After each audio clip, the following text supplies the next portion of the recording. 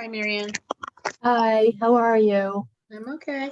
A lot to Good. read today. Oh my God, I know. I know. We'll just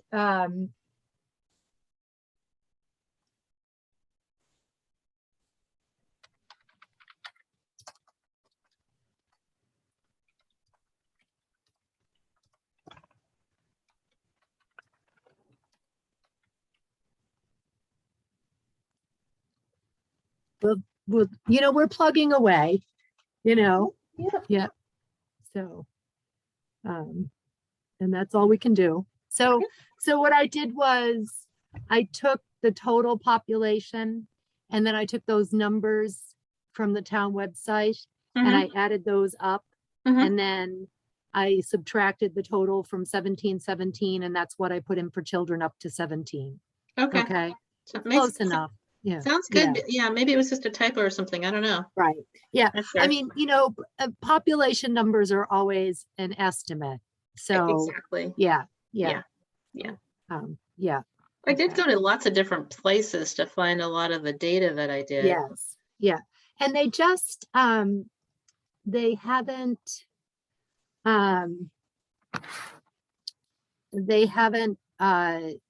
released much of the 2020 data yet.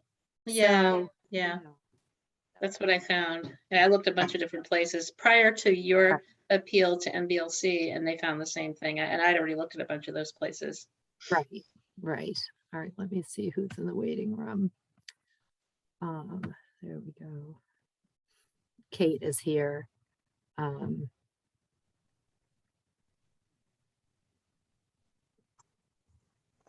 I called Savannah just to remind her, you Okay. know, and Good morning. Good evening. Hi. Hi, y'all. Okay. okay. So I'm gonna let Les Luchonic in. Brad is here too. Okay. All right. Great. Brad has an interesting image. Looks like you might need to plug something in. I'm not sure. It's interesting. It's I like have a light. I have too many cameras, and the funny thing is, most of them don't exist, but it tries to use them anyway. Funny. Hey, Melanie. Hi, Leslie. Hey, Good Brad. evening. Good evening, everyone. Brad, thank you so much for your edits. Super thorough and helpful. Yeah, it looked good. I just still have one comment that I'll just send to you individually. Everything else looked great. Thank you.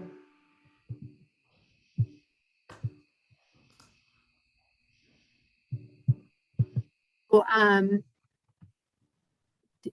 did everybody see the long range plan? Yeah, Okay. I didn't look at the edited version yet, but I had a chance to read it. I just finished it a little while ago. We have to add the July, whatever the July meeting minutes were. I typed the wrong date, so we just have to reapprove them with the proper date, is what Grace sent me an email today to say. it's funny we didn't notice that. I know, it is. Yeah, I so did send an typed the agenda. 25th and it's supposed to be the 26th, so, sorry? I did send an agenda tonight, right? Mhm. Yeah. Excellent. I can't find it, but I'm glad I sent it. We sent it on Sunday.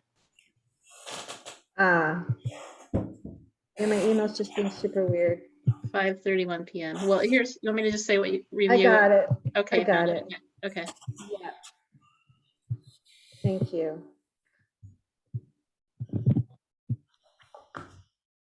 Zoom user, is that you, Tim? It's usually Tim. Yeah. Okay.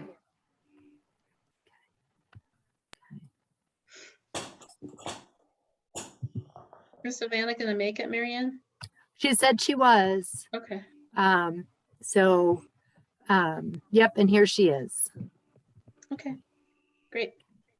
Good.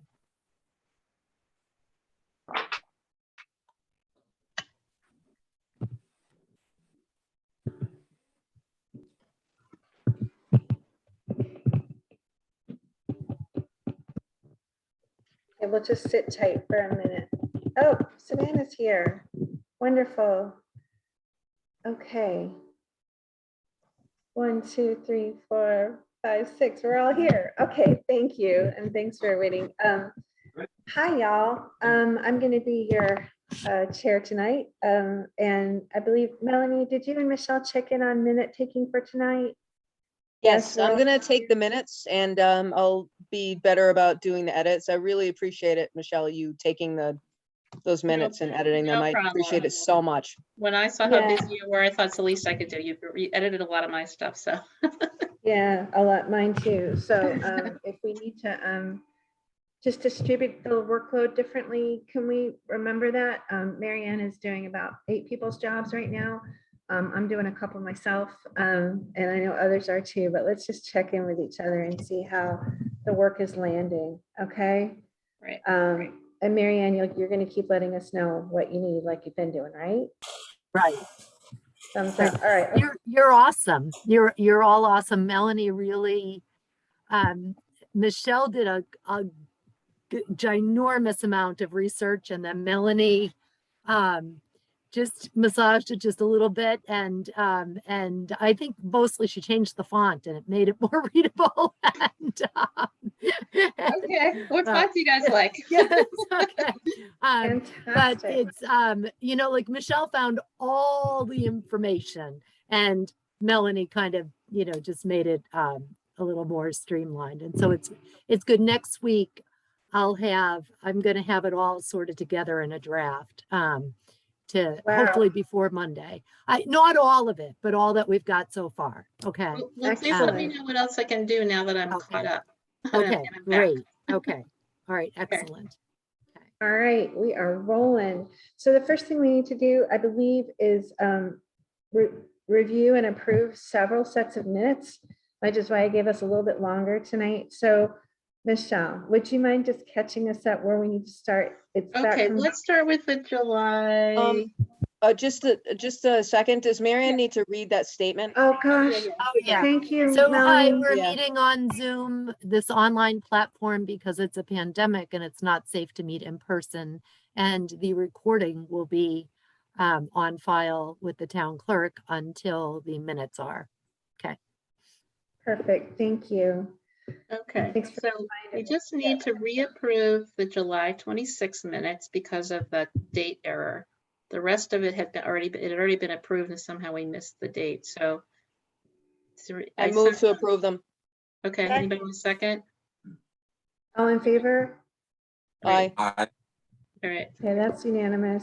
I already changed it, and I'll email it to back to Grace. Okay, and then we wanted to review the minutes from 2 weeks ago that we tabled for approval till tonight. Okay, does everybody have that document? Yes, thumbs up, love that. Okay. Any further edits to that? Wendy, do you want to read the part that you edited? Because that was the only thing that needed to be changed, right? Oh, me? Yeah, you know the part in Oh, the, I didn't actually edit it because I thought that what I put in was that Marianne had said was correct by email. Maybe I misunderstood. well, it looks This edited to me because started- before it said we needed to do something. Instead, it said what Marianne's email said, which we're planning to ask for a robust cost estimate. Oh, I didn't What change section that. are you I on? think, That's what it I was. think you must have, because it was already there when I went to read it. What section are you in? Section 5? Section 5, other matters near the I bottom. have been really Okay. tired lately, so I must have. You must have, Must Melanie, have because when I changed it went and there, it was forgotten. already. So the part I was challenging was just that, not the robust, but that, not that we needed to, we want to do this and we're asking That's them, right. we're planning to ask, and that's what the minutes reflect. So I'd like to move that we accept the minutes then as revised, as per the recorded version. I second that. All in Okay. favor? Aye. Aye. All right, here we move. And next, minutes from last week. So Melanie took these and I did a little editing just to help her out because she's been so swamped, and I just use a different format. So I hope everybody had a chance to look at it. It was a long meeting, but is there anything anybody found that needs to be, Melanie, I'll take responsibility since I have the edit of fixing it, if anything needs to be fixed. Okay, Thank you. sure. Anybody have anything about the September 20th minutes? No. Okay. Anybody else? No, they're really thorough. Y'all are doing great minuting this process. I'm sure that the MBLC will also appreciate it. Right, this is part of the documentation that they're really interested in. So, okay, I would entertain a motion, please. So I moved. moved. All right, and a second. If 2 people made the motion, I'll count that as a second, and I'll make go. All in favor? Hi. Aye. Aye. All right, Okay. y'all did that so fast. Thank you. Can I ask a question about the minutes? Do I have to put who, like, can I just put that they were approved unanimously, or do I have to put like who If they're motioned and unanimous, seconded? yeah, no, I don't, I just, I mean, maybe you're supposed to according to Robert's rules or something. We're not actually playing Robert's rules because in Robert's rules, we would have the motion and then discuss, and we just don't do it that way. Yeah, So Melanie, I never did when I was a secretary, and I don't recall. I don't didn't either. recall If Michelle did or not, but. I Okay, don't so I'm think just putting that they were approved unanimously. Yeah. So Perfect. Melanie, Okay. I'll send these since they were approved to Grace, since I have to send the other ones, okay? Thank you. Sure. all right, look at us, we're 5 minutes ahead of time. So Leslie, I just wanted to make a little bit of time in the agenda for any questions that you have. I was making time for any other guests that were here. So if you're just here to watch us work, you're very welcome. If you have specific things that you asked and need answering, or have to contribute, please feel free. You're muted. Can you hear me now? Yeah. Good. There were 2 questions that I raised last week, and I'll just kind of put them on the table again. The discussion was, I wasn't expecting an answer, and you all essentially agreed, I understand, that you would answer the question at tonight's meeting, those questions.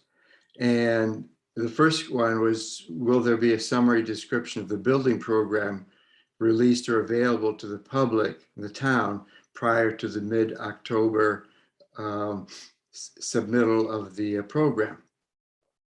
Leslie, And it looks like I'm going to stop you there because Marianne, I think, is ready to answer that question. Is that right, Marianne? Yeah, so is that yeah. okay? And then we'll get to your next one once this one's taken care of. Great, thanks. So there won't be a description of the building program released. So when we finish the building program by mid-October, it will still be a draft. And at that point, when we'll just post the entire draft of the building program on the small library page of the library website. So that's the answer I have to that question. okay, Marianne, can you clarify that? So it won't be released in mid-October, but when will it be? Oh, no, posted? it will be. When we Oh, have I'm sorry. finished it, it will still be a draft. I see. Okay. And then we'll post it on the small library web page. Okay, so we're When not does going to it- post a summary. We're going to post the whole thing. We're going to as a post the draft. whole thing when we have the whole draft ready. Got it. Because When does it cease to be a draft? I don't know when it ceases to be a draft. I would say it ceases to be a draft at the time of the final grant application on December 3rd. Because we're going to submit it to the Board of Library, to Lauren and Andrea, the library specialists from the Board of Library Commissioners, and then they're going to give feedback. Which we'll then incorporate. So, Thank you.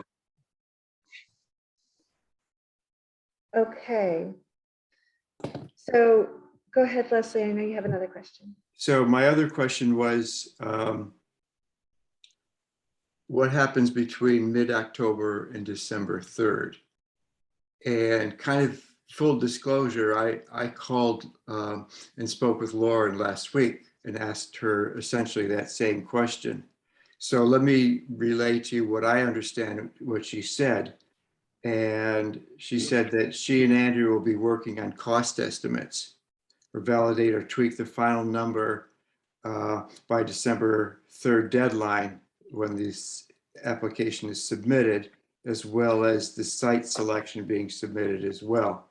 But there will be no cost information included about the project itself, which is a little bit confusing. So anybody clarify that any further more? Marianne, did you have anything to add? So I can't speak to what your conversations with Lauren and Andrea were. If just addressing the question that you asked of what happens between when we submit the draft of the library building program and December 3rd, We will work on site selection, and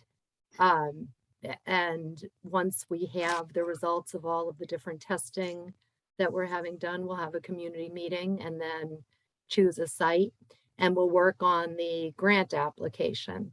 And so the grant application has more data. It has information from the town's financial team about the town's bonding capacity and other things like that. And we will have to have a conversation with the town's financial team about the town's ability to pay and strategies for paying for a project without knowing what the project costs are going to be, and that'll all be part of the grant application.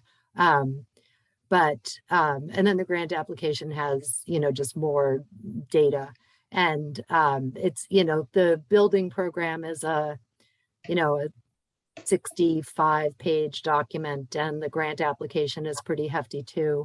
I've only read through it once because I've been focusing on the building program, which is due first. So we'll be finishing up site selection and then doing the building program. There's once we've decided on a site, there's more site work to do. There's surveying and a geotechnical survey that, well, if we do lot 032, we already have a geotechnical survey there, but either site we would need a survey. Or we would have to there might be some surveys of lot 032, but there's not a survey behind town hall. So there's more site work to do, deciding on a site, and then doing the grant application.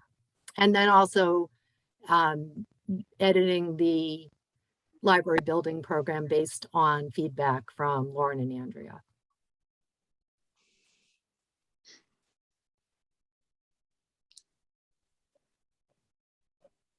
Okay, great questions.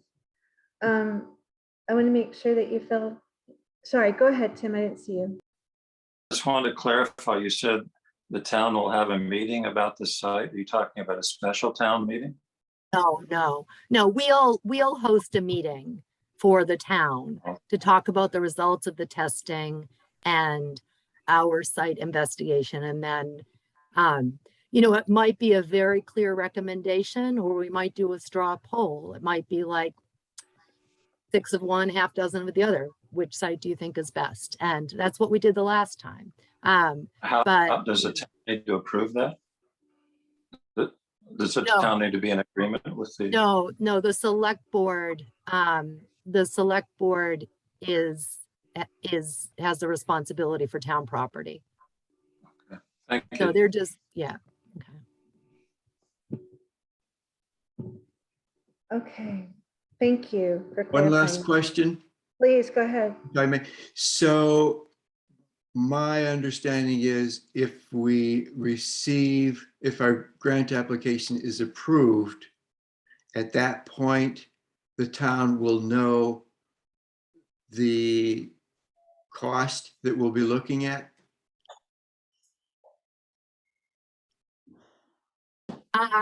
If our grant application is approved, I don't know. I would have to ask Lauren and Andrea that question. I think at that point, I think the other thing we'll be doing is we'll be doing our robust cost estimating. So, so we might get some estimates about, depending on the site, how much it's going to cost to do the site work, how much it's going to cost to put in the septic system, how much it's going to cost to put in a road and, parking areas, so that we have, and, they won't be estimates based on designs, but you never have a real cost. You never know the real cost until you get your bid documents anyway. And we're a year and a half away from that, or 2 years away from that, a year and a half, if we're selected for the grant.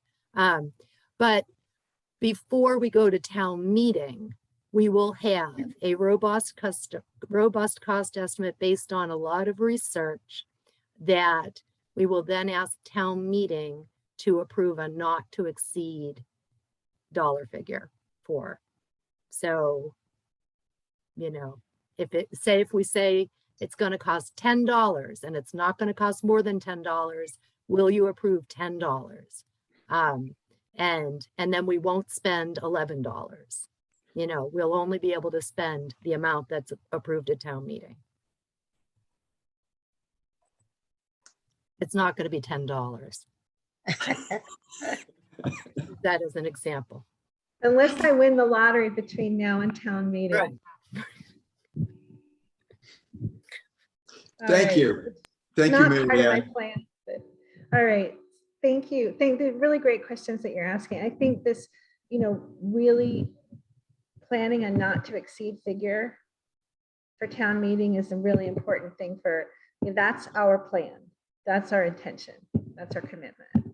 Right. And that we'll be talking a little bit more later about how to make sure that we are communicating that well.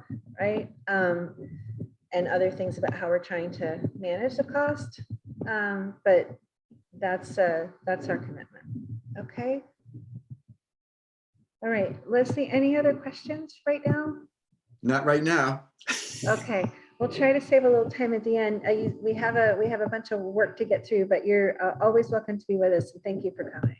Thank you.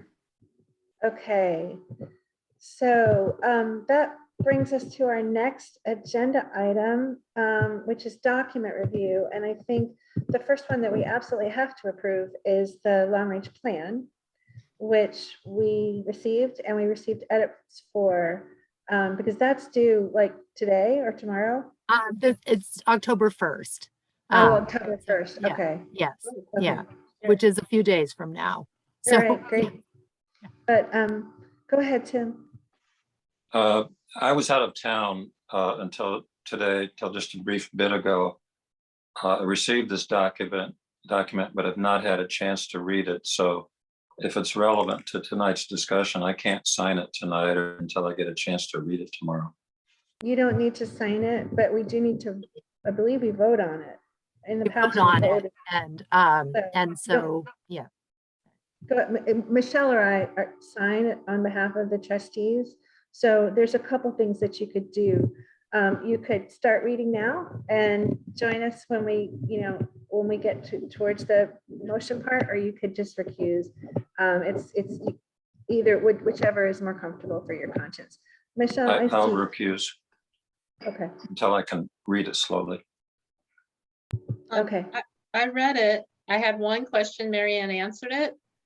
And I thought it looked excellent.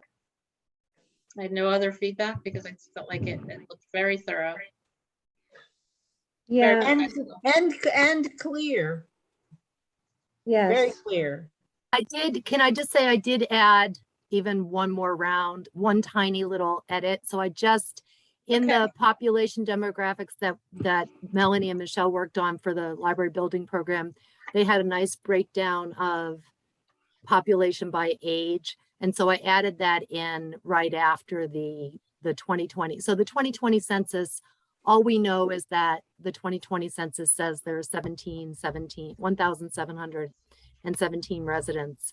That the rest of that data won't be released until later this year. So Michelle found some population by age breakdown on the town website, and I added that because it just shows a little more population information. So, Yeah, I saw that. And so one thing that I wanted to say that read oddly to me, and I may just be misunderstanding it, is in the community profile section on the population part. The last sentence, this is the 1, 2, 3, 4th paragraph in the latter half of the 1900s, that paragraph. this is community profile. Community profile. Okay. Yep. In the latter Yep. half of the 1900s. Yep. That paragraph, are we all in place? Okay, the last sentence, attracted so many new residents. It says the population from the 2010 census is 1717. And we're saying the population now is 1717. And there are, Let's see. is there a typo Oh, is there? that a typo? I didn't notice that. I think it's a typo. I think it's supposed to be 2020. Okay. Okay. Okay. But we have All right. no evidence of attracting new residents. I mean, we know that we have because there's no housing stock available in town. And we know that people have moved on upwards or outwards, but we don't actually have evidence of new residents. So I'm a little concerned about that last clause. I think the new residence is referring back, but we can just take it out. We can just do, let's I think you can see. end at community and you're not making any unevidentiary claims. Right. Okay. Which page are we on? I'm Sorry. sorry, we are on Page page 3. Page 3? Oh, yeah. First page of text. Okay. You know, I haven't gone back to look because I didn't have a lot of time today, what the population was in 2010. But I don't believe it's grown. I think it's, I It's think we've- decreased. has. I did the population stuff for the first 20 part of the building program, and it actually did decrease. It was not at all close to Yeah, what then we the should master take it plan out. projected. Yeah. Yeah. It's in a little chart in the report I did, which I don't have Right. right here. That's okay. That's okay. So we have a typo. It should be 2010. No, 2020. yeah, I changed it to 2020. And we're Okay. going to cut that clause Yes. and it just ends with Yeah. New England community. Yeah. Okay. Yes. Okay. Believe it or not, that's all I found. Sorry, Okay. Brad, you had something else? In that same section, the very first line is fine. The second line, 1970 to 1,800 in, that should just be 2000. There's no comma because All it's a right. And date. Oh, the yeah, yeah. 1800 doesn't need the comma either, right? All right. And Well, 2000. Okay. Wouldn't you put the 1800 with a comma because it's a number? And I would add the Oh, comma right. to the, Okay. Yes. Yeah, take out Okay. in the next for the year line, All right. 2000. 1717, that can use a comma. All right. And then 1717 gets a comma. All right. And Okay. then no So, comma in okay. 2000, right? right. Right. So a Okay. comma in 1800, a comma in 1717, no comma in 2000. Okay. All right. All right. We'll be eat shoots and leaves soon with the commas. Right. Any other questions, edits, revisions on the building program? Go ahead, Tim. I would like to request that the minutes clarify that the only reason I'll be recusing is I didn't have sufficient time to read it. It has nothing to do with not approving it or anything like that. Yeah, absolutely. We don't read anything into recusal. Okay. Okay. It was a tight turnaround, you know, and if I hadn't helped do a bunch of these already, because it's like the third one we've done since I've joined the board, then I would have been overwhelmed by it too. So just, you know, we don't read anything to recusing, except you just haven't had time to do And that. I'm sorry I came so late. It's just that there's been a lot. I've been doing a lot. You think? Yeah. Yeah, you have, Marianne. Yeah. And you just Yeah. found out that this is due sooner than you thought. So Well, yes. kudos Yeah. for you for getting it out. Yes. Yeah. Yeah. Michelle, could I ask you to put your hand up down so that I know when your hand's up? It looks Oh, like your I hand didn't is even put up. that up. How did that get there? I don't know. Maybe That's you hit so the button by weird. mistake. If you How hover do I- down around the bottom of your screen, of Yeah. your Zoom screen, a Yeah. thing that will come up Oh, that says yeah. raise hand. And It if was you click probably an it, accident. Sorry. Yeah, no worries. go. But then Brad, I think you actually raised your hand. Yes? You're up. The email with this hit me at a good time today because I had the time to sit down and read it. And I was quite impressed with what was there. I thought the content was great. When I read through it, really what I found were editorial things. I tightened it up a little bit, but I had, I think, like one factual piece that I corrected, and the rest was all just editorial, tightening it up. And so I just wanted to underscore that, bravo, great job Yeah. in putting all that together. Melanie and I sat on my porch one Sunday morning and worked on it together. Wow. You too. You are a powerhouse team, man. I am amazed. I know we had to do this, and it seems really important to do such a thorough job this year. And because it is actually part of the whole package of materials that we're presenting, even though it's not part of the grant per se. And so, yeah, bravo to everyone who worked hard on this. Thank you very much. Just making space because we are racing through the agenda, y'all, which I appreciate. But any other comments or questions about this?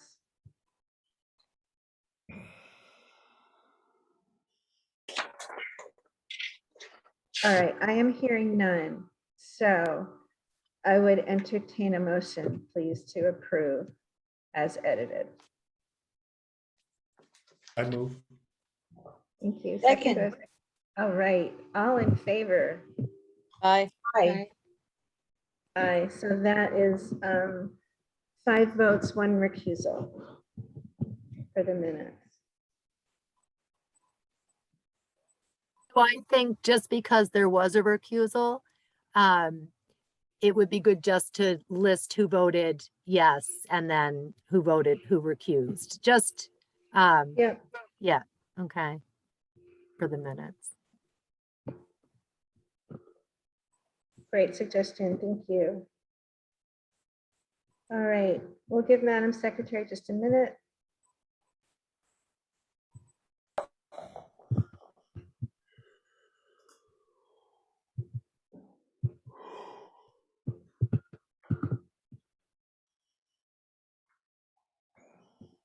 All set. All right, thank you. So Mary Ann, would you like to tell us where you'd like us to go next for review? How about the program spaces? And I could share them. I put them all in one document. So let me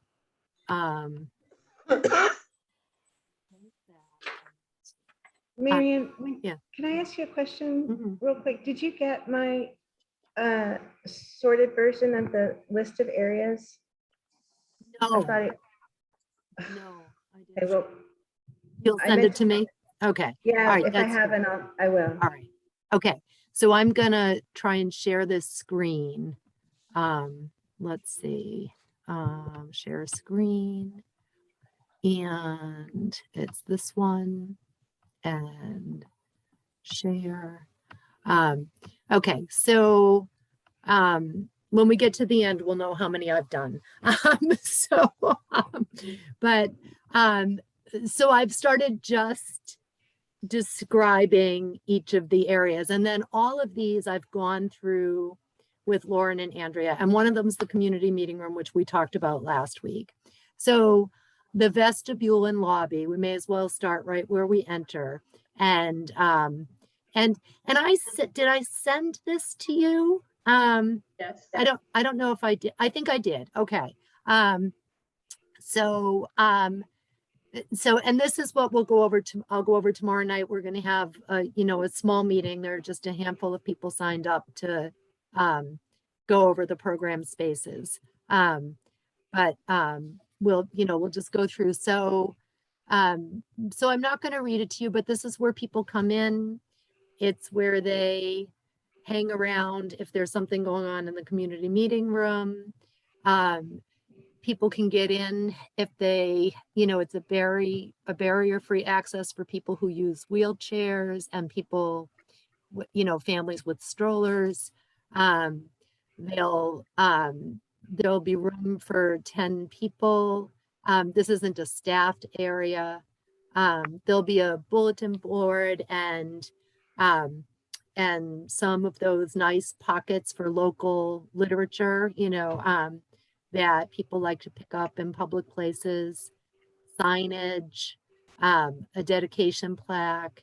There'll be a bench, and then I thought this would be a nice place for a display case for, seasonal, like historical artifacts and children's craft projects and who knows what else.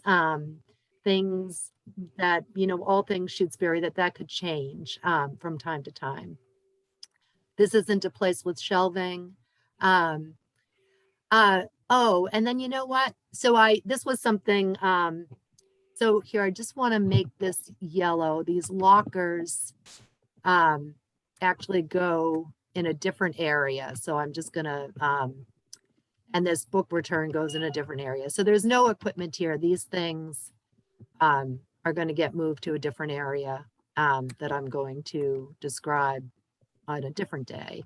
And this is close to the circulation desk and the community meeting room and restrooms and parking. But it's far away from the quiet study room and the quiet reading area. It's about 200 square feet and it's easily identifiable from the parking area. These other things in yellow are getting moved to, you know, the exterior entrance too. And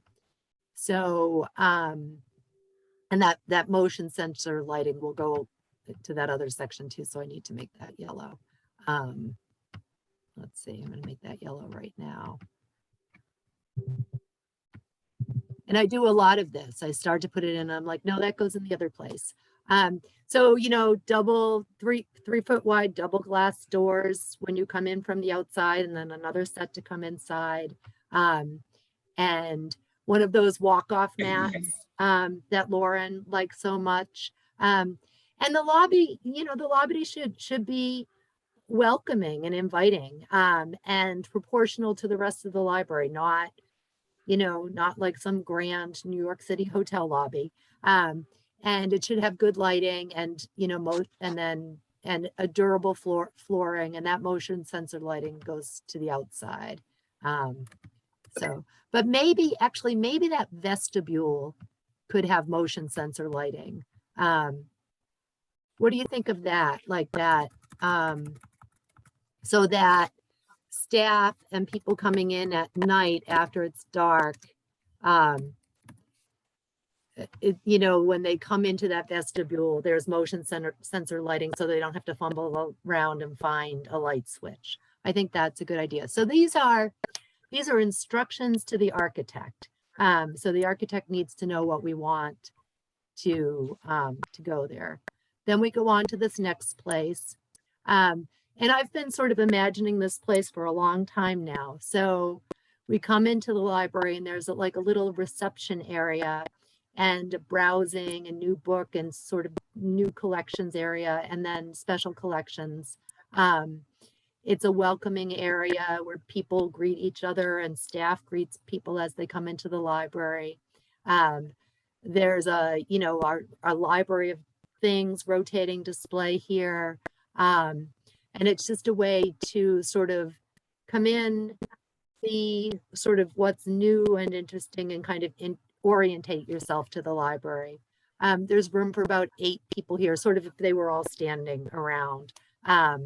And there are a couple of comfortable chairs in this area and a display unit, and then some shelving for, so this is really sort of highlighted collection shelving. So new things, seasonal things. You know, if there were a community read going on, there might be a display here. There's room for 768 books. It's close to the entrance and the circulation desk, but far from that study room because people are going to be talking and happy to see each other here. This space is going to be about 400 square feet. It's going to have resilient flooring, overhead lighting, close to windows with natural lighting, but not skylights or an atrium. And it's a cozy, welcoming space that visitors encounter when they first enter the library. And then if you have any questions or comments or complaints, let me know. Circulation desk, this is, okay, go ahead. It's not a complaint, it's a question. When you have 2 chairs together in a library, do you often have a table near them? You know, we've never had a library that there was room for 2 chairs, I know. let alone a table. But, you know, I think here it could just be 2 sort of comfortable chairs. And other places will have chairs and tables. Because we don't want this to be again, we have to think small spaces. So, Yep. okay. All right. So Thank on you. to the, Tim's got his hand up. Just a sec. okay. Hi, Tim. Hi, I'm completely comfortable with the descriptions.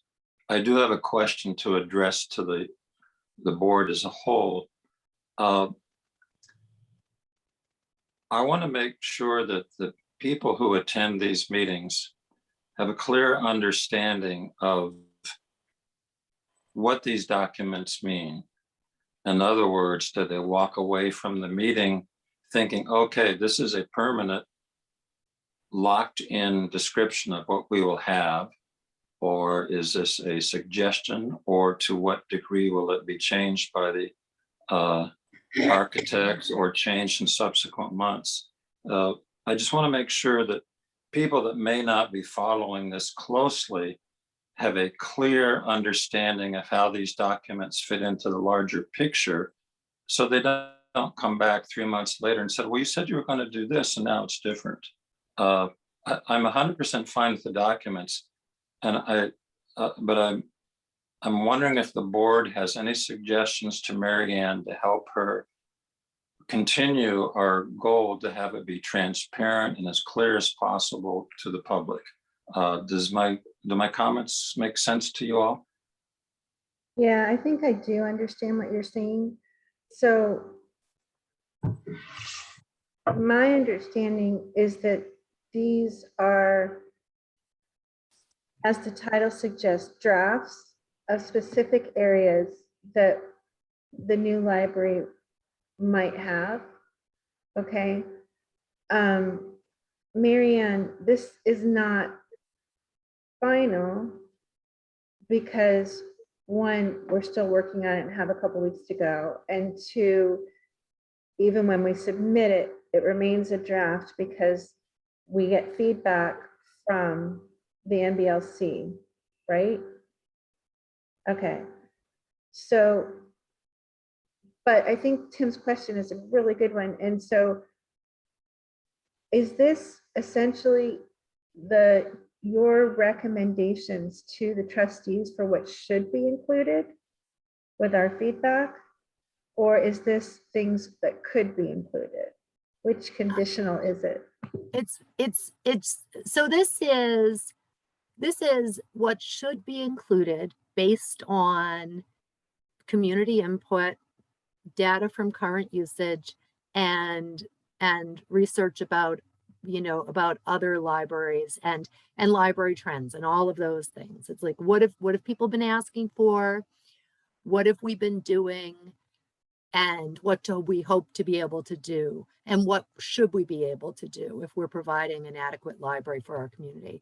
And then it's a living document, it's instructions. Once it's a final, document, it's instructions to an architect who then takes all of the different components and tries to, put them together like building blocks to create a building. And then as those building blocks are put together, there's room for, you'll have more data then. There'll be more data from the community. There'll be more trends. And so it might be like, oh, we decided that, that this area really couldn't be, quite this big because we decided that it really made more sense to have this other area. And so the things that'll be more fixed are kind of like gross square footage when we get to the end of this. And even that is subject to change 10%, 5 to 10% one way or the other. So this is a guideline, but it's not, like set in stone.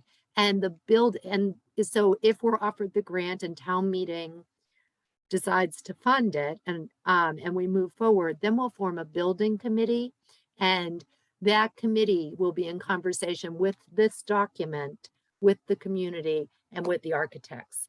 So first there'll be the design process, and then in that design process is what really finalizes all of the spaces. That is super helpful to have clarified. Just a second. Tim, or can I just say, I think that as we open the public meetings on the building program, that's where we should start. Is actually just reiterating the answer you gave to Tim's question. This is what this is for, this is what it isn't, this is, you know, even if it goes through, there are still going to be a design phase and there's still going to be other opportunities to weigh in after this part. Thank you. Tim, back to you, please. Yeah, I just wanted to say, I think what Mary Ann just said is perfect. And I'm not trying to harp on this too much, but being clear to the public and not accidentally letting the public think, oh, gee, we said this and we meant that. I think if Mary Ann introduces each meeting with exactly what she said, it'll be 150% clear and it will be very helpful. So I think that's great if you can do that. Thank you. We'll play the recording. Yeah. Yeah, I mean, you know, that's actually not a bad idea. We could just create a little, two things, like a little speech for you to give at the top. And then we can also, you know, I don't know, Tim, you heard the answer, you posed the question. If you have time to draft up that, working from the recording or the minutes or whatever, so that we can do some social media and town announce posting, I think that would be a really helpful contribution. Are you asking me to do that? Yeah, I mean, Oh. you're absolutely right. And if you, I'm happy to do it. I just would need to know how and when I can get the recording. I can send you the recording right after the meeting. Okay, and then when is the first meeting then? It's tomorrow. oy vey. How soon in the morning will you send it? I'll send it right after the meeting tonight. Okay, and then I will try to, all I'll really do, since what you said is perfect, I'll just try to get it down in text. That And would I'll be awesome. And I'll That send would it. be really great. Okay, yeah. And then we Great. can add that to at some point, maybe not before tomorrow night, that and the cost explanation that we started working on to the library website, and have that. Mary Ann, I made some edits according to what you sent me. Sorry, no, different topic. We'll talk about that later. But I think that it would be great if that could be posted before tomorrow night too. So I think it's almost ready. Maybe. Yeah, I don't know if it can. I don't know how to post it, and I don't have 4 hours to spend doing it. If I can figure it No. out quickly, I'll do it. If I can't, Yeah, it might need another day, you know. that's fine. But I Yeah. can share it at the meeting too, again, like we did the last. Yes, you can do that. Yeah. Okay. All right. So Okay. circulation desk. So here they said, oh, Michelle has a question. Okay, so it might be minor, but you know, I printed this out and I can see it clearly says draft, but if you're sharing it this way on Zoom, it's hard to see the draft part. And if somebody misses the intro, they may not realize that this is a draft. Is there any way it could be like maybe a different color so it stands out a little more, but doesn't take away from the print? Just a thought. I don't know that there's a way to change color on a watermark, but I'll look at it, Marianne, Okay. for you. Okay. Okay. Just a All right. suggestion, because I know I Yeah. hear what Tim's saying, and someone's always late to a meeting and they'll miss your great intro. So Well, Yeah. what I could also do is I could, near the title of each area, I could just write the word draft. sure, anything so and, that people are you clear, know, I think. would Yes, be I'll great. do that. I'll just write the Okay. word draft like in all capital letters in red in each of those areas. Okay. So the Great. circulation desk, you know, aside from like checking in and checking out, everything that we're going to do there is right. I had so I had sort of put in a really big circulation desk, and they kind of sent me back to the drawing board. So I took it out altogether, and we're going to the Leverett Library on Thursday. I'm going to measure the circulation desk there because I know that's a really good functional circulation desk. And I'm going to measure a couple of different circulation desks, and then I'm going to you know, the thing is, our circulation desk is the circulation desk, the technical services office, the director's office, and this circulation desk won't be all of those things, but it will, but work besides circulation will happen at the desk. So we will, and in Irving, they were saying that their desk really wasn't big enough and they didn't have enough room. And so I'm also going to go and measure that, because it's, because we need to design a circulation desk that works in a small public library. So it's really a multitasking area. And but the good things are, if it has different sections, one section of the desk should be the ADA height, and the architects will know what that is. Um, uh, Self-checkout stations are all the rage, and everybody puts one in their building program so that they can be flexible and decide, down the line whether or not that trend is right for them. And and we'll either have like 2 staff circulation areas. You can also have a roving staff circulation laptop nowadays. But one might be a staff circulation desktop and one might be a self-checkout station that staff could help with. And then, of course, there's a return box, and the staff, can exit and enter the circulation area easily.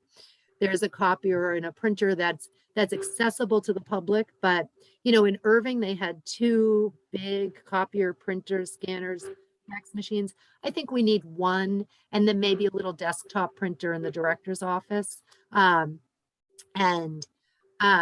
then, some drawers and shelves.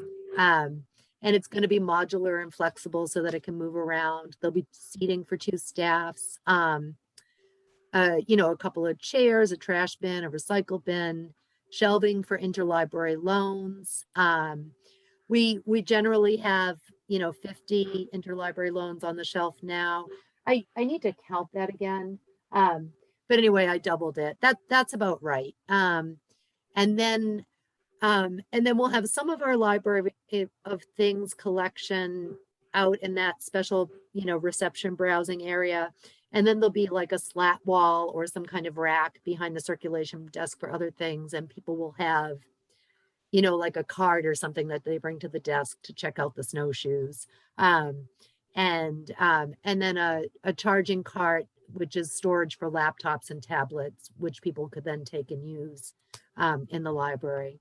And so, the equipment is computers, scanners, a receipt printer, a telephone, a panic button. So a place to promote library programs and services like a bulletin board or something, or a whiteboard or whatever we decide to do. I put in plexiglass sneeze guards because this pandemic, it's the pandemic that never ends. I would love to not need them. And we'll need some book trucks. There'll need to be a clock. This is going to be close to the entrance, the children's room, special collections, browsing, the staff workroom, and the director's office. Distant from the quiet study area, about 300 square feet. And then these architectural details are important, centrally located with clear sight lines, resilient flooring, operable windows. So this is some feedback we got from Irving. They had windows behind the circulation desk and windows across. Neither set of windows was operable. So on a cool day like today, they couldn't open the windows to create some fresh airflow. And they're reliant on the heat pump system, which is an excellent energy efficient system. But what's better than opening the windows on a cool fall day or a warm spring day? Let's see. And so then I'm picturing a staff workroom behind the circulation desk area so that if a staff person was back there working on a task and somebody came to the desk, they could come out. And then you just have to put in electrical outlets. And now, oh, yep. The issue about air circulation and open windows, the confusing part of that is sometimes you get better overall air circulation with the designed airflow, the mechanical airflow. Sometimes opening windows can impact that and make it less good inside the library. So that just ends up being a question for the architects. Right, right. And if we tell them what we want, Yeah. then, then we can, and the climate is changing and how we live. I know, Kate, I'm sorry to break the news to you, and how we live in our climate is changing. And so I just made it through another summer without air conditioning. I don't know that I'll make it through at home. I don't know that I'll do that again next summer. And so so it may just be because I'm old and I'm from the olden days when people used to open windows and really appreciate that. So, but it's a conversation that we can have, and I do think it's an aesthetic that people in Shutesbury appreciate. Anybody? Marianne, Oh, yeah. I just wanted, you said we're visiting the Leverett Library on Wednesday. I have Thursday. Thursday. Yeah. I might have said Wednesday, but You didn't I'm mean it. going on Okay. Thursday. Yeah. Okay. I'll excellent. go on Thursday. I may say a whole bunch of other things, but I'm going to be there at Thursday at whatever I time I plan to said be there I'd be too. there. Okay. I Okay. think I said 10 a.m. Yep, go ahead. okay. Sorry to interrupt. All Just right. want to make sure I could be there with Okay. you. All right. So now this one's not necessarily in order. So, so this is the study collaboration room. I did this one pretty early. And because this is something we didn't have in the last library building program, we had a little local history room that could have worked as a little meeting space, but in the program, it felt very cluttered to me. And this is a dedicated small space just for people who need to study for an exam, a team of people doing home tutoring, a small meeting, people working from home who need to come out and not be working at home. So this is a small dedicated space. This is something that's really that we're getting a lot of requests for. It's sort of a new trend in libraries. We now know that remote work is part of our future. And boy, aren't we glad we live in Shutesbury, where we have the world's best broadband internet. So this will be a place where people can come and get out of the house and just and come and do that. And then all of those things. I remember Rosie, who was the library director in Wendell, telling me shortly after they built their library, a woman was studying for her nursing licensure exams, and she couldn't study at home because her kids were there and the dog was there and the phone would ring and the washing machine would be calling. And she would come to the library, but they didn't have a little private study place. So, she would slink off to a corner and sit and study, and it was better than being at home, but there was still background noise and interruptions. So, and I thought, oh, we need to keep that in mind for the next time. And it is feedback we've been getting. So I'm thinking this room will be big enough for 2 small tables, and there could be 4 people sitting at each one. Those tables could be pushed together to make a larger table. So now in COVID, we've learned that we're not putting big tables in spaces. We're putting multiple smaller tables. And then some people suggested that we could put a table for 2 people, but larger people are less comfortable at really tiny tables. So we want this to be a comfortable space for all sizes of people, and so I think 2 4-foot, 2 tables for 4 people instead of, 4 tables for 2 people is good. And this is a small town. I think it'll be unusual that we'll have more than 8 people in there studying at any one time. Or even to have, I think it would be more like if there were a meeting, we might have 8 people. There are data ports and electrical outlets, and there's Wi-Fi. It's close to the circulation desk, but far from the children's room and noisy areas. The architects are going to have the job worked out for them. It's about 150 square feet. It has an operable exterior window. Somebody here asked for that. It has resilient flooring, a door with a window, good acoustical separation, and dimmable overhead lighting.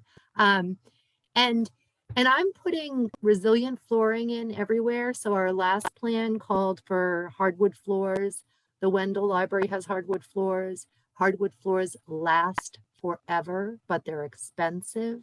And so we want to be more mindful of costs. And so we'll put in resilient flooring. I'm not putting in carpeting because I live with people who have allergies, and carpeting is really bad for people with allergies. And carpeting is less expensive, but it's harder to maintain. There might be acoustical issues with carpeting. So, and those are all certainly conversations we can have with the architects when the time comes. So let's see. So that's the quiet study room. I don't see any hands. I'm going to go down to, this is the community meeting room, which we went through last week. So I'll just scroll right by it and see if there's, oh, the young adult and teen area.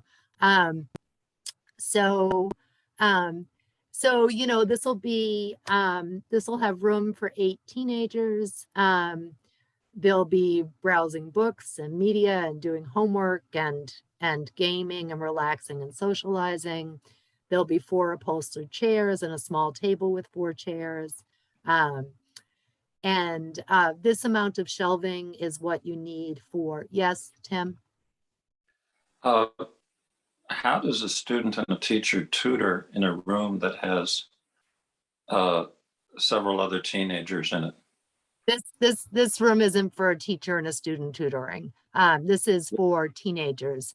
The small study room is for a tutoring But situation. you just said tutoring. Well, Maybe teenagers tutor each misunderstood. other.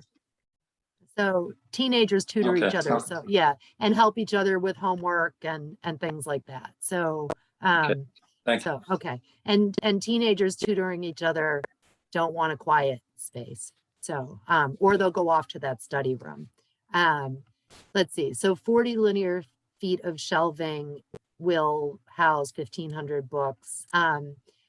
So I'll talk a little bit about how I made book projections. So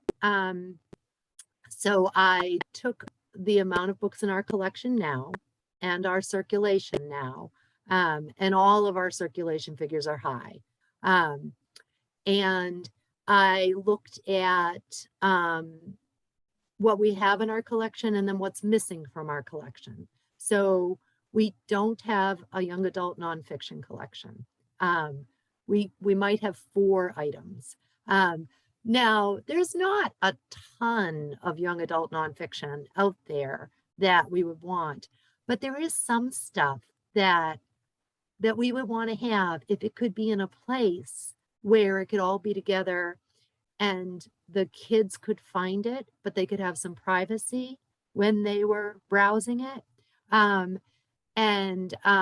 So like right now we have something like 780 YA books or 750 YA books. It's mostly YA fiction. It's a heavily used collection. We have a small collection of YA manga and a small collection of YA graphic novels. And we don't have nearly enough of those. And so kids come through, they read all 72 books in one series, they read the 23 books in the other series, and then they're like, what else do you got? And they're still reading those, and I don't really have room to add new collections. I have some small collections of some other things. So we'll need to make so being able to build a small YA nonfiction collection and then really a manga or a graphic novel collection or whatever the trend is that teens are looking for would be really great. We'll put a wall-mounted screen for gaming in this room because it's not about what the librarian wants, it's about what the kids want. It'll be close to the circulation desk, but distant from the quiet spaces and the adult area. It'll be about 200 square feet. And it'll be highly visible from the circulation desk. So those kids can be given the library director, glaring looks and rolling their eyes, and the library director can be giving it right back to them. I've never had a kid come in here that we didn't have a really great time. I don't know why teenagers get such a bum rap. They're awesome people. Let's see. It's going to have, either some double wide glass doors that can be closed, or maybe a sliding door, but the architects get the idea from this, right? It'll be an inviting space that will be removed, feel like it's removed. The wall would be part solid, but then glass so that we can see in there. The windows will have shades, it'll have lighting and electrical outlets. And, I think it's got excellent lighting and dimmable overhead lighting. We can take one of those out. I'll take this one out. All right. And then we'll go to, now we have the children's room. Can I just say really briefly how excited I am by this? Oh, good. This is where a lot of people love reading until they hit their teenage years, and then they can stop sometimes. And whatever you do to keep them in the library with books around them, I think is awesome. Right. Yeah, absolutely. I work so hard to get books into kids' hands. So this is the children's room, and I'm pretty sure this is the last one. And so right now it's trendy that you put your parenting books in the children's room. So that's why it says children's room and parenting area. So children and parents and child care providers browse here, staff helps them find things that they're looking for. Baby groups and preschool story time take place here. The elementary school visits and our preschool STEAM activity station will be housed here, which we already have. We just don't have any place to put it. We used to put out one activity a month over on the bench, and it always amazed me how much kids would play with it. The normal occupancy of this room is about 15 people. A staff person comes and goes. There isn't a public service desk here. So in Irving, there was a desk in the entryway of the children's room.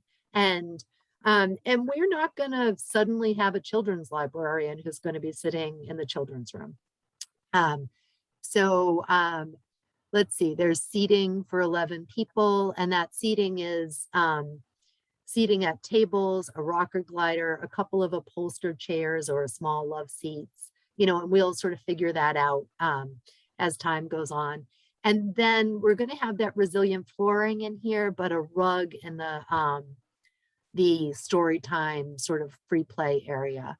And then I did a lot of work on shelving because children's books, and anyway, there's going to be things in the children's room, and then books in the children's room, and different books are different sizes. And so, so we'll have a display for a children's library of things that are borrowable things, puzzles and board games and puppets and dolls and electronic, gizmos, and then shelving for DVDs and audiobooks, and then a display unit or some kind of display system for our STEAM activity station, and then browsing bin style display units for 2,000 picture books, board books, early readers. And so at the Irving Library, they had that really fabulous browsing bin display. And the Wendell Library has those. And so it's impossible for children to browse a picture book collection the way ours is stored, and the way it's stored in many libraries.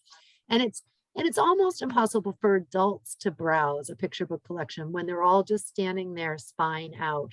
Unless somebody knows the collection, they don't really know how, it's really hard to find. They might find a favorite author that they like, and then keep going back to it. And having those bin style where they flip through the covers, and those covers are designed to entice readers. And we have a tiny bit of that here in the library, and that's what the kids go to because they can see the covers. The kids can't read the spine labels. So I think that we should really, that was the one thing that I put in the same amount of space that they have at the Irving Library. And then, and then linear feet shelving for the chapter books and the novels and the graphic novels for the older kids. We have nearly 4,000 children's books now. And we add and subtract about 250 books a year. And now we're always going to subtract some books. There are always going to be books that get jelly on them, or that pages get torn out of, or that get left out in the rain, or that the dog eats. There are always going to be books that become irrelevant because the information in them has been, so they just discovered footprints of early humans that are like 23,000 years old in the Southwest, right? So if we have a book in here that says that people have only been in North America for 10,000 years, that book's got to get checked because it's no longer relevant. We had to do that when they changed the status, I think, of Pluto and made Pluto not a planet anymore. We had to update our astronomy collection. So over 20 years, we're not going to say that first year that we're going to go from 3,700 books to 7,000, but over 20 years, our collection will slowly grow to, so that we'll have room for about 7,000 children's books. There'll be a bulletin board and some coat hooks.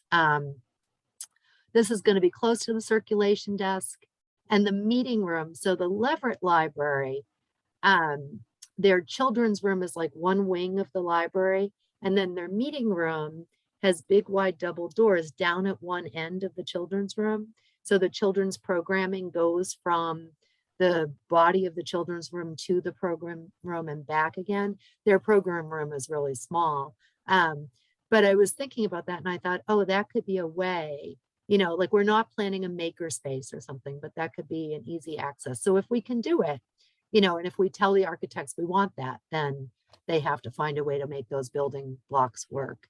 And then, windows, overhead lighting, we want to have, I'm going to add resilient flooring. And before we go back, I'll make sure that every place has. I've already got that, Marianne, right up the Oh, top. do I? Oh, it's right at the top. Okay. Mhm. Okay. All right. And then let's see. That's it. Those are all the program spaces I have done so far. Okay. Good job. Good job. Wow. Wow. Moment of appreciation for Marianne Can I just make a comment about the Yeah. children? yeah, please. Okay. Marianne, I would suggest a regular rocker, a glider rocker, or somebody sits in it wrong can be kind of tippy. And they typically aren't as wide. Sometimes you can get a wider rocker too, which would be more Okay. comfortable for more Okay. people. Okay. And little kids in a adult size rocker do better, I think, than in a glider rocker. So Okay. Okay. that's my only suggestion. All right. The only other thing, Okay. the only other thing I didn't really like about Irving was one of their shelving units was too high in there, and if they had turned it differently, maybe you could see both sides of it. But like there could be little kids behind the shelf, and you wouldn't be able to see what they're doing. So that's only Uh-huh. only consideration Yes. is how the shelves are set up so that Right. you could have that sight, or you have to have a mirror up there like people have at the end of their driveys, Right. Right. Yes. But looks Yeah. good though. Okay. Good. It's And exciting. and the other thing is so this I have, let's see, where's the square footage? 800 square feet. And that is, I believe that the square footage for the children's room and the building program from 2010 was 950 square feet. But I measured out all of these things and I used this book that they had me get. I have this book. I hate this book, but it's Building Blocks for Planning Functional Library Space. And it has all of these horrible illustrations. And then it tells you, which you can't really see, but it tells you like you're supposed to have, so you've got your shelves and those take up a certain amount of space. And then you've got to have, so for ADA compliance, it's 36 inches on each side, but they recommend 42 inches on each side and then 3 feet on the ends. And so, you know, so I'm like figuring out, okay, this is how much room this much shelving is going to take. And then this is the room that you have to have around it. So, and then for that sort of story time area, I sort of measured out like if like the area that we use here. And then I said, okay, if this was actually an area that we use, like, you know, because it's going to be, it's not going to be as crowded and contained as this. The furniture is going to be more spread out and it's going to be light and airy. And I mean, the children's room is going to be about the same size as this library. So there'll be room for story time and baby play and free play. And, you know, I can just picture, you know, one kid just sitting in the floor, middle of the floor, reading a book, and other kids playing with Hot Wheels cars and other kids playing with Legos. And, you know, it's, I just think it's going to be a magical place. So, yeah. Okay, so you were talking about having Legos and things like that. Have you thought about like, I mean, when people return those things or use them, they're going to need to be cleaned pretty regularly because those are like magnets for germs. Right. I actually think Lego would be sort of like a Lego. I mean, the other thing we have is a really amazing Lego collection because we used to do Lego Club. And I'm just, someday we'll be able to do Lego Club again. And I really think Lego would be something that came out in a sort of a supervised, planned time. It wouldn't be, those wouldn't be out all the time, but there would be some stuff that could be out all the time. Sort of the things in the Steam, you know, station. And then, you know, most kids I know keep a Hot Wheel car in their pocket. So, you know, so, or a motorcycle, you know, so. Or a dinosaur. Yeah, or a dinosaur. One Yeah. of the three. Yeah. Yeah. So, yeah. Okay. A couple of things crossed my mind as first, I'm just really inspired. I know this was a tremendous amount of work on your part and the part of many helpers, but I'm really inspired. And it makes, especially, and I looked at all of these things individually, but just going through them all together, I'm about ready to weep. I so hope this works. I so hope this works. I do think it might be an important thing to mention tomorrow where you cut square footage from the previous plan. So the community room is smaller, the children's room is smaller. Right. We do want quiet space, okay? And so that's an addition, but here's where we're cutting, you know, significantly, actually. It's a pretty big cut in a couple of spaces. And so I think that would be, that sort of moves us into the next piece of our conversation, which we're going to need to have pretty quick because this is extensive, but extremely helpful. Any other comments from Marianne on any? Marianne, do you want to stop the screen share so I can see? Yes. All right. I can never figure out how to do it, but I think there we go. All right. Okay. All right. Okay. Any other comments or questions? Melanie, please go ahead. I just had a comment. I just want to thank you so much for this work. I mean, I feel, I mean, I honestly am trying really hard not to cry. I mean, it really is amazing to just see it all.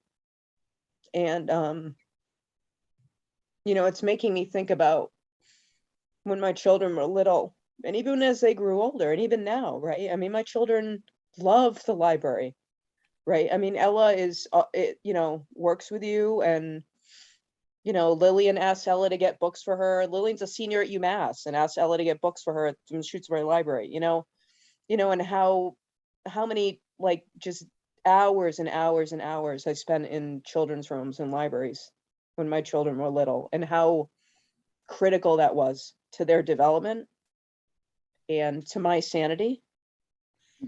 And, you know, this is so meaningful and so important to the community. And I just want to, I just, from the bottom of my heart, want to thank you for this, you know, going through all of these descriptions with us. Yeah, I was picturing the generations of children. You know, just imagine the generations. I got a little easy too. Go ahead, Beth.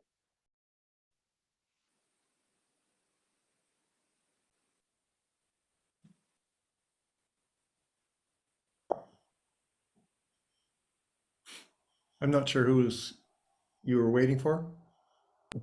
You were next, I think. Okay. I said, go ahead. It's very strange. I just lost all your videos. I've been looking at me and everybody else is a black box. Weird. Kate just came back. As we were going through that, I was looking at things that I thought you might want to change, Marianne, and I'm just going to send you an email because they're Okay. quite, I think what you've done is really great. And every now and then I noticed something that was in one and maybe should be in one of the others too. Yes, that would be great. That's good. Brad, I count on you for that. Okay. Okay. Yeah, okay. Yes. We got the email. Yes. Okay. Good. Okay. Anything else on this? Okay, Brad, you raised a point which I think all of us are concerned with and want to think about carefully, which is how to communicate about efforts to contain costs, not just estimate them, but contain them. And I'd just like to invite you to share some thoughts. When we've, where I was thinking about this earlier, and I feel like a lot of what we say is very truthfully, we don't know the costs yet. That's to be determined. A lot of the questions like taxes, they're going to depend on what the finance committee says, and it's not directly in our hands. And that we have heard people's concerns about the project being too expensive, and that we're recognizing that and trying to incorporate that in our plans. But I feel like I keep feeling like I want to take one more step. And it made me wonder, what can we say that would help give a different picture? I think of this every time we have a meeting where all we're doing is brainstorming and there's no cutting back. There's, sometimes the brainstorm feel like it's building this thing that's a palace. And I love all the ideas, and I also realize that we can't do all of them.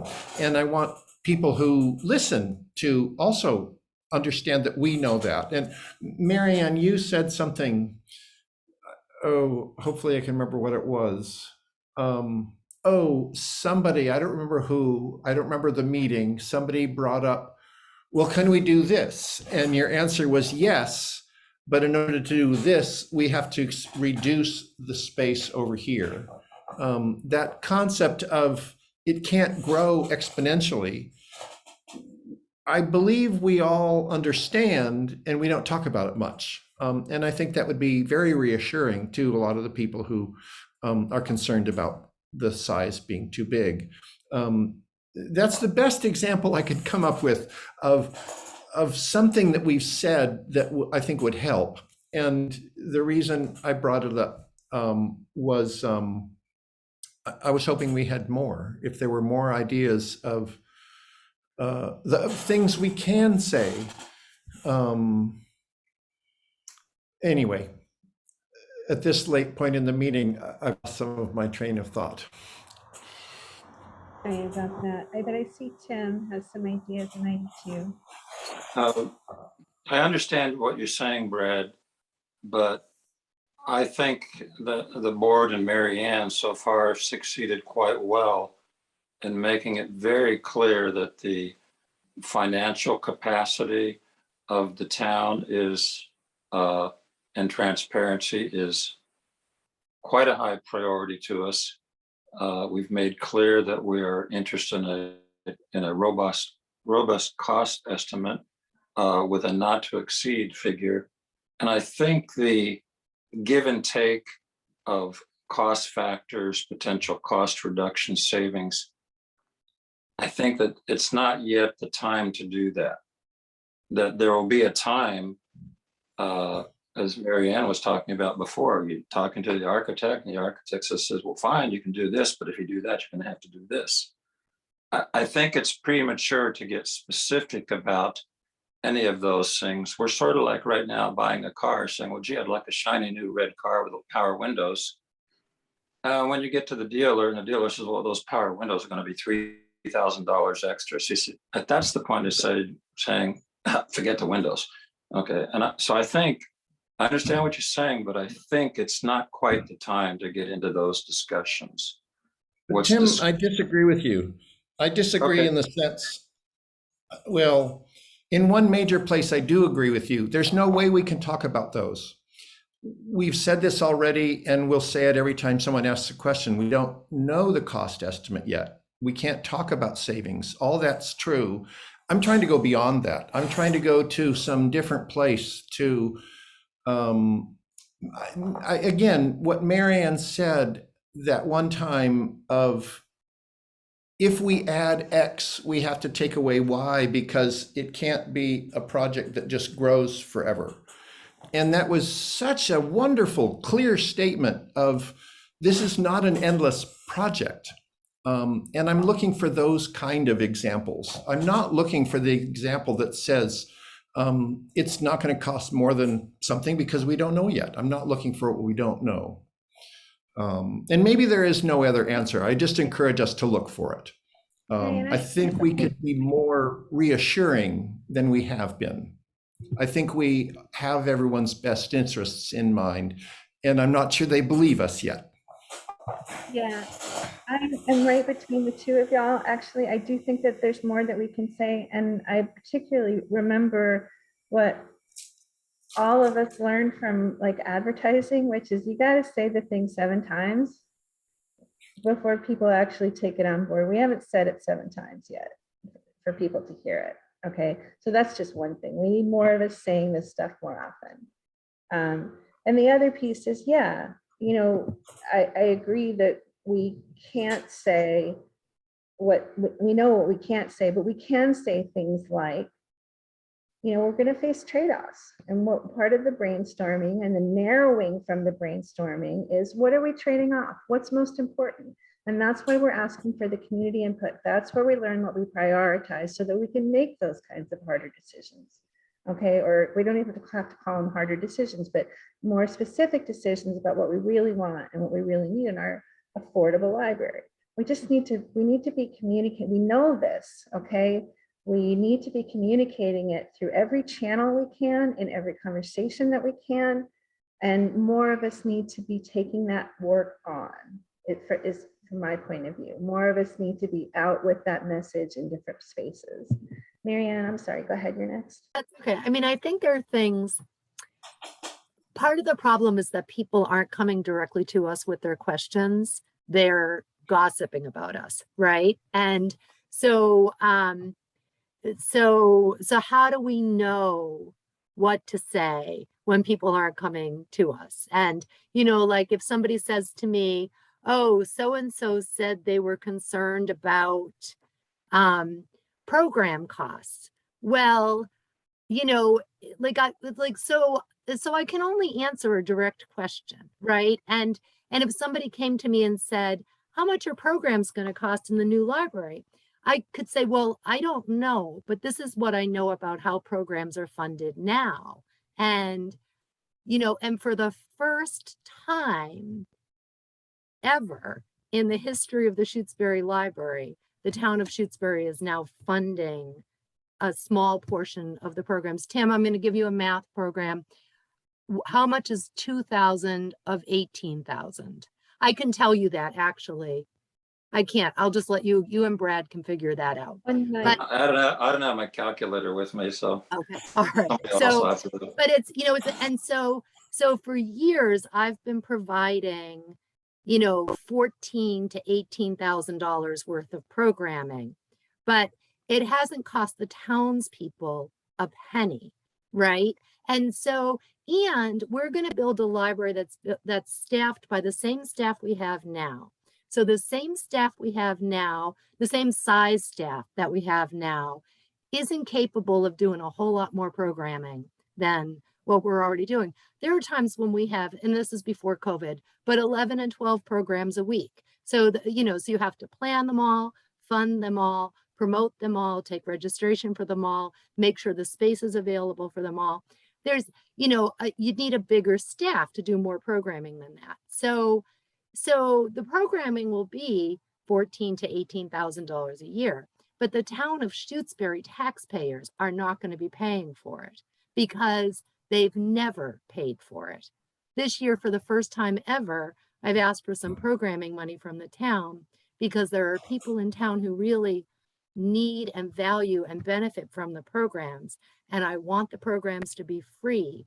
And I want to be able to offer as many programs as I possibly can without people saying, well, people can just pay for it. Everybody can't just pay for it.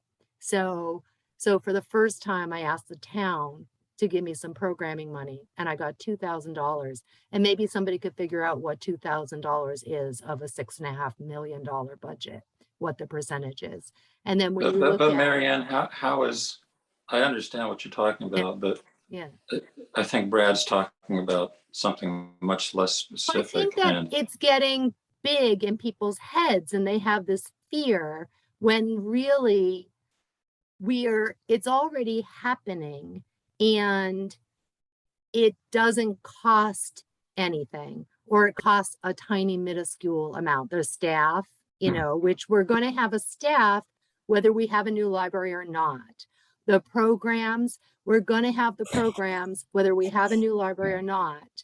We're, although we don't have the level of programs that we did before COVID because we don't have a safe facility to have them in. Can I and interject? yeah. I feel like this doesn't answer my concern. I'm not Okay. at all concerned about programs right now. I'm concerned about the building.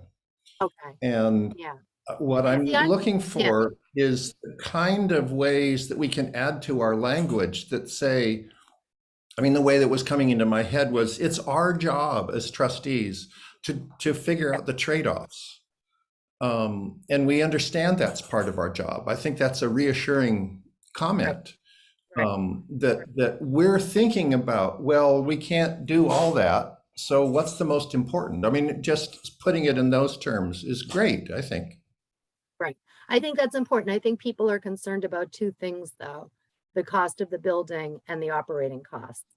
And if you answer their question about the cost of the building, then they come right back at you with, what about the operating costs? And I've said we're designing a building that can be staffed by the same. We said that over and over again 10 years ago, and we've been saying it now. And you're right, Kate, we haven't said it Good. enough, but we need to lead with all of that. We are going to design a building that, so last week I said, we're going to design a building that this town can vote for, right? So 10 years ago, we had a plan that the town didn't support. So we want it to work this time. So we've done a couple of things, right? So we've done I think, a remarkable job of fundraising. Like something that hasn't been seen anywhere else ever in the history of the universe. And then, and that might be a bit of an exaggeration, but really, a remarkable job of fundraising and financial planning for a project that so many people in the town have been clamoring for. And we are being really thoughtful and conservative as we design each of the spaces. And then when we design all the spaces, we're going to see, oh, look at that. It came out to 20,000 square feet. Something's going to go. But it won't come out to that because I haven't made anything bigger than 10 years ago. And I'm being really thoughtful about what do we really need to do? Not just what would be awesome. What do we really need? Because this is really awful, what we have right now. So, okay. So I'm gonna I'm going to exercise a little chair's prerogative because this is, honest to swear to God, my 12th hour of Zoom today, and I'm cooked. Leslie, I see you. I hope you'll forgive me. Feel free to email us or we'll take it next time. But I really do need to wrap us up quickly. So if you could do it in like a minute, Leslie, that would be great. Go ahead, please. You're on mute. You're muted. Okay, so I want to speak to the question about trade-offs. to me, the elephant in the room about trade-offs is, well, what's the baseline for the trade-offs? Whether that's square footage, whether that's funding. I think that's a really important question. It is, but it's also a chicken and egg question, right? We have to figure out what the town wants as part of this and doesn't want before we can get that baseline, before we can give the cost. So, we are going to have to be, it's an iterative process. Okay, we're going to iterate through the process. I am going to wrap this up, but it occurs to me two things. One, if you get a question about costs, like I think it's time for a new FAQ. We did one for town meeting and we haven't done one since. We need one that says, doesn't mean that the book budget has to go up. You don't pay for much of the book budget anyway. You pay for a certain percentage of the materials and the Friends pays for a certain percentage of the materials or however the actual, you do pay. Right. actual- They do pay a lot of the book budget, but that's. lot of the budget. Yeah. You don't pay for the program budget as a rule. You did last year because COVID. We're not planning an increase in staff. We are planning a really energy efficient building to keep operating costs as low as possible. I think we need to say those things. And then I think we need some of the messages that Brad was encouraging us towards tonight. This is the town's pockets are not endless. The building cannot be enormous. We're not planning a palace. We understand we are responsible for containing the costs so that we design a project the town can vote for. Michelle, Tim, and then closing out. Okay, I'm just gonna go to the point real quick. I feel like we need to get the building program done before we send out a new FAQ because we're just running out of time here. But I agree with you. I think that makes sense. So if we could table that till we get the building program done. And Mary Ann, maybe I'll call you tomorrow and you let me know whatever else I can help you with. So I finished most of the stuff that I said I would do. Okay, that's it for me. Thank you. That was quick. Tim, to you. Yeah, I have a procedural question. I think there's still business that remains. When the chair of a group indicates, that you don't want to continue because you've had a long day, which I thoroughly understand, does that automatically mean that the meeting has to close? No, Or it doesn't. can- Just a strong preference. If we need to go on, someone else is going to need to chair it.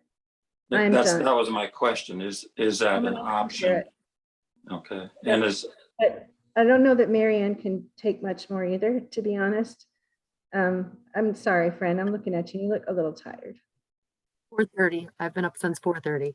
So Yeah, but I'm pretty good actually. We were meant to be done by 9 tonight anyway. We're already Yeah. overtime, so And we did a lot. yeah. You did. We Did you did. have an item of business, Tim? Or no, I more just procedure? wanted to understand sorry. how this works. Yeah, it's not actually cool what I just did. I'm sorry. I am so burnt out and y'all just don't even read the papers about what's going on in Congress, so you'll know what the rest of my life is like right now. It's insane. Okay. And I have a 7 o'clock meeting tomorrow morning with Senator Whitehouse's staff. So I gotta go. Okay. Anything else before we close? Good night. Thank you, Kate. Thank you all very much. Okay. Thanks for being here. We are adjourned. Everybody. Okay. Thanks, All right. Kate. Thanks, Michelle. Thank you. Thanks, Good night. everybody. Thank you all. Savannah. Okay.